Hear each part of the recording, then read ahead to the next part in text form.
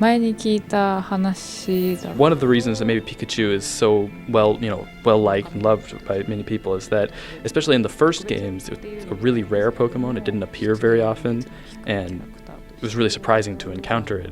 It was a really cute Pokemon that just was extremely rare, so if you saw it, you were really happy to encounter it.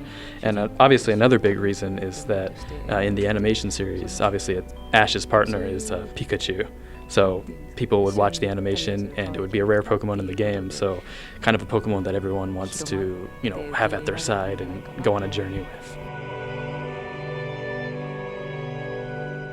At the beginning, when we first released the games, no one knew what Pokemon was, and in Japan it just kind of grew via word of mouth. The sales they came in slowly at the beginning, and in the US, the animation was shown first, and then the games were released. And after that, kind of the same word of mouth type of thing, the popularity grew gradually over time. But every time, obviously, we make a new game, we always have the worry that, maybe this time it won't do as well as before. So yes, obviously in the beginning, a lot of Japanese role-playing games, before the Pokemon games came out, and around that time, weren't very successful overseas. They didn't really find an audience and weren't doing very well.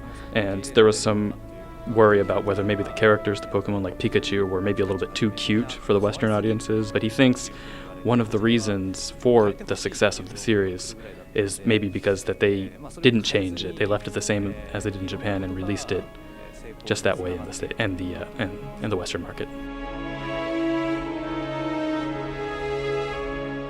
One of the reasons for making it turn-based as it is because they wanted to make it a battle system that people who aren't so great at maybe like action games can play the games, do well in the battles. That gives them time to think and choose their actions. From here on out, there are obviously going to be evolutions to the battle system, but it's probably not going to ever become some kind of really action-packed, fast-paced thing. These virtual worlds where players can meet and they don't have to be in the same place. They can play with each other from faraway locations. While those type of games have interesting elements, the Pokemon series is really all about playing with other people, communicating with other people, kind of in the same space. So a lot of the functions of the black version and white version were added to help out with communication features with people nearby you. For example, one of the things like the rhythm check lets you kind of communicate with other players in the same area. Probably in the future, maybe not a full online thing, but definitely more functionality to help communication with players nearby.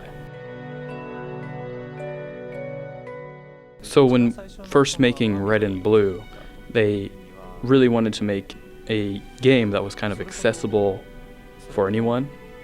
Maybe people who are their first time playing a game or their first time playing the Pokemon series, obviously with the first games.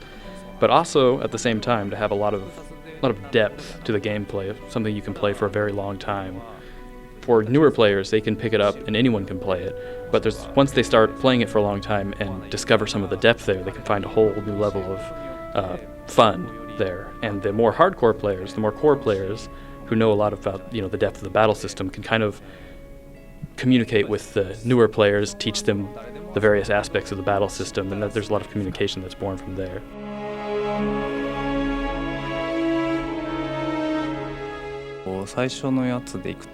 To answer the first question, yes, he does know about the way to get Mew. Actually, an interesting story is that his email address back then, his cell phone email address back then, was really easy to kind of understand, and he got an email from like a middle school student saying that, "I know how to get Mew in the game," and he was like, "Oh, wow." Other than that, obviously he enjoys those kind of weird, quirky parts of games. Like for example, in Mario, you can get the infinite one-ups, certain tricks like that, and that's one way to enjoy games. So he encourages people to try and find interesting, quirky things about games.